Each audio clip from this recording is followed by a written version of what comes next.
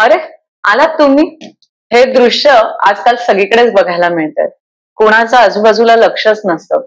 सगळेजण आपल्या मोबाईलमध्ये गुंतलेले असतात. वॉशरूमला जाताना सुद्धा मोबाईल बरोबर लागतो. ही जर लक्षणं किंवा या सवयी तुम्हाला तुमच्यात किंवा तुमच्या मुलांमध्ये, तुमच्या नातेवाईकांमध्ये दिसत असतील, तरी धोक्याची घंटा आहे बरं का तुमच्या सगळ्यांसाठी.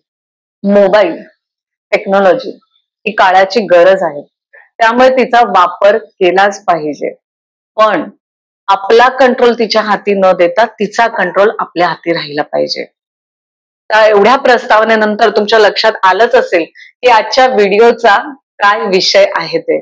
तर जास्त वेळ न घालवता सुरू करूया आजच्या व्हिडिओला. नमस्कार, मी मंगल जोशी पुन्हा एकदा तुम्हा सर्वांचं आपल्या युट्यूब चॅनलवर मनापासून स्वागत करते.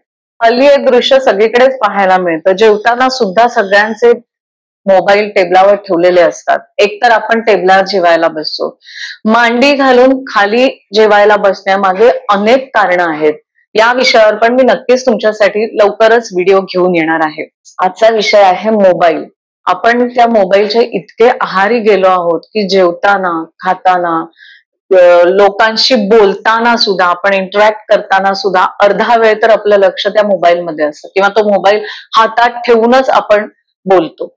यामुळे आपल्यावर, आपल्या येणाऱ्या जनरेशनवर याचे खूप वाईट परिणाम घडताना दिसत आहेत आणि ते जर आपण वेळीच थांबवलं नाही तर ते असेच घडत राहणार आहेत. जर तुम्हाला ही मोबाईलची सवय सोडायची असेल तर आपल्या रुटीन मध्ये किंवा आपल्या सवयींमध्ये काही बदलाव आणणं गरजेचं आहे.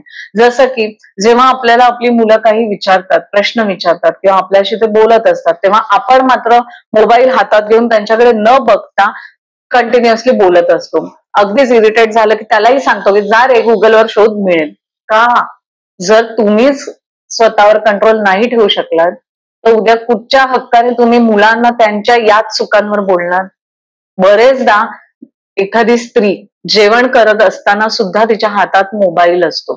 मला अगदीच मान्य आहे की खूप कामं असतात, नोकरी करून घर सांभाळणाऱ्याही स्त्रिया आहेत, तुम्हाला वेळ नसतो, मग मिळेल त्या वेळेत आपण मोबाईल चेक करतो. म्हणून जेवण करताना करू नका ना. एक थोडासा वेळ बाजूला ठेवा की या वेळेत, आता ही जी 10 मिनिटं आहेत, या 10 मिनिटात मी मोबाईल चेक करणार आहे, तेव्हा मी इतर काहीही काम करणार नाही. जर तुम्ही स्वतःला बंधनं घालून जर यातून बाहेर पडू शकलात तर तुम्ही तुमच्या मुलांना यातून बाहेर काढू शकणार आहात. सगळ्यांनाच हे माहितीये की आपला मेंदू आपण वापरत गेलो, वापरत राहिलो, म्हणून तो इतका विकसित झाला, प्रगत झाला. आणि म्हणून माणूस हा इतरांपेक्षा वेगळा आहे, कारण तो त्याच्या मेंदूचा वापर करतो. पण जर आपण असेच वागत राहिलो आणि हळूहळू मेंदूचा उपयोग करणं सोडून दिलं तर हेच रिव्हर्स व्हायलाही वेळ लागणार नाही. आपणही लहानाचे मोठे झालो, फोन नसताना व्यवस्थित मोठे झालो. आपल्यालाही बऱ्याच गोष्टींचं ज्ञान आहे जे आपल्या आई वडिलांनी आपल्याला दिलं. आणि आपण काय करतो? मुलांना सांगतो सुविचार हवाय ना, गुगलवर जाऊन शोध. कोणाबद्दल माहिती हवीये, गुगलवर जाऊन शोध. त्यामुळे एकतर एकमेकांमधला संवाद सुद्धा कमी झालेला आहे. आणि मग जेव्हा एखाद वेळेला आपली मुलं मोबाईल घेऊन बसतात आणि आपण काही बोलत असताना आपल्याकडे बघत नाहीत, मग तेव्हा आपल्याला का राग येतो? आपण का चिडतो त्यांच्यावर? कारण तुम्ही हेच करत असताना म्हणून मुलं ते फॉलो करतात. तर आजपासून मी तुम्हाला काही गोष्टी सांगेन, बघा तुम्हाला त्या तुमच्या जीवनात उतरवता आल्या तर, तुमच्या सवयींमध्ये उतरवता आल्या तर, आणि त्यामुळे बराच बदल घडू शकतो. कारण खूप मी म्हणेन की एडिक्शनच झालेलं आहे मोबाईलचं. पहिली गोष्ट म्हणजे जेवताना मोबाईल बरोबर न घेता बसा.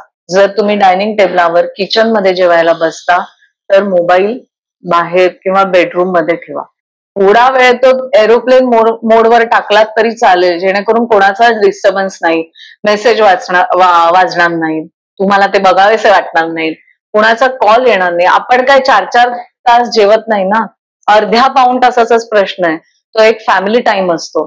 त्यावेळेला आपल्या मुलांशी, आई वडिलांशी वेगवेगळ्या विषयांवर गप्पा मारा. त्यामुळे आजपासून जेवताना मोबाईल बरोबर घेऊन बसू नका. दुसरी गोष्ट, झोपताना आपण डोक्याशीच मोबाईल घेऊन झोपतो. या गोष्टीबद्दल सायंटिफिकली सुद्धा बरेच जण बोलले आहेत. मीही माझ्या व्हिडिओज मध्ये सांगितलं आहे की त्या रेजमुळे आपल्या मेंदूवर त्याचा दुष्परिणाम होत असतो. त्यामुळे झोपताना आपल्या शरीराजवळ कुठेही तो मोबाईल ठेवायचा नाही. याच्यावर लोक कारण सांगतात की अलार्म असतो ना, उठण्यासाठी अलार्म लावलेला असतो त्याच्यावर. अरे का? आपल्या वेळी होती ना अलार्मची घड्याळ, आणा की. काय त्याच्यात कसली लाज? अलार्म साठी मोबाईल वापरू नका. अलार्म क्लॉक घेऊन या, ते डोक्याशी घेऊन झोपा, त्याने काही अपाय होत नाही.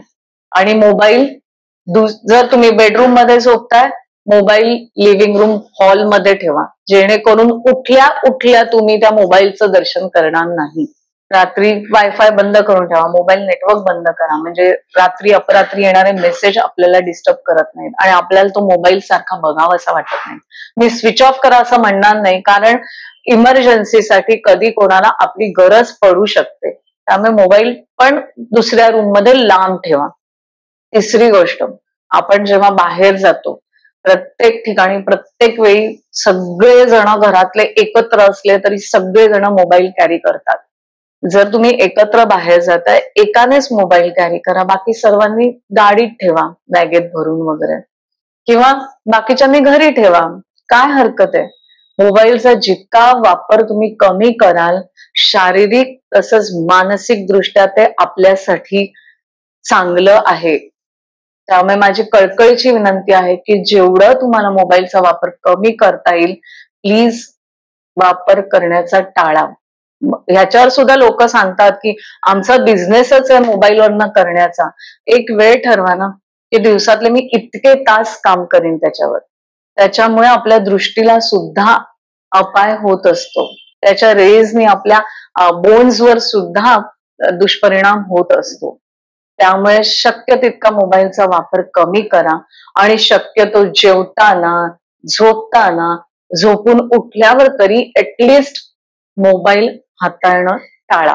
एवढं जरी तुम्ही करू शकलात ना, बघा आपोआपच तो मोबाईल आपल्यापासून दूर दूर होईल आणि माणसं जवळ येतील. तर माझी तुम्हाला सर्वांना कळकळीची विनंती आहे की या काही गोष्टी करून बघा. यातून आपलं मानसिक वैयक्तिक स्वास्थ्य म्हणजे आपले जे रिलेशन्स आहेत ते सुद्धा सुधारण्यास मदत होईल. मोबाईलवरनं नुसता good morning, good night message टाकण्यापेक्षा एखादा फोन करा, बोला समोरच्याशी. कारण आपल्या ज्या भावना आहेत ना, त्या व्हॉट्सअपच्या चॅटमधनं नाही पोहोचत समोरच्यापर्यंत. त्यामुळे तुम्हाला जर व्यक्त व्हायचं असेल तर फोन करा, एकमेकांना भेटा, आणि जेव्हा भेटाल तेव्हा हा मोबाईल मात्र जरा लांब ठेवा. बघा करायला जमतंय का. आजचा व्हिडिओ तुम्ही इथपर्यंत पाहिलात म्हणजे तुम्हाला तो नक्कीच आवडलाय. माझा चॅनल नक्की सबस्क्राईब करा, लाईक करा, शेअर करा, आणि या विषयावर तुमचे काय विचार आहेत ते कमेंट मधून आमच्यापर्यंत नक्की पोहोचवा. आज आपण इथेच थांबूया. भेटूया एका नवीन विषयासोबत एका नवीन व्हिडिओमध्ये. तोपर्यंत काळजी करू नका, काळजी घ्या आणि सतत हसत राहा. भेटूया पुढच्या व्हिडिओमध्ये. नमस्कार.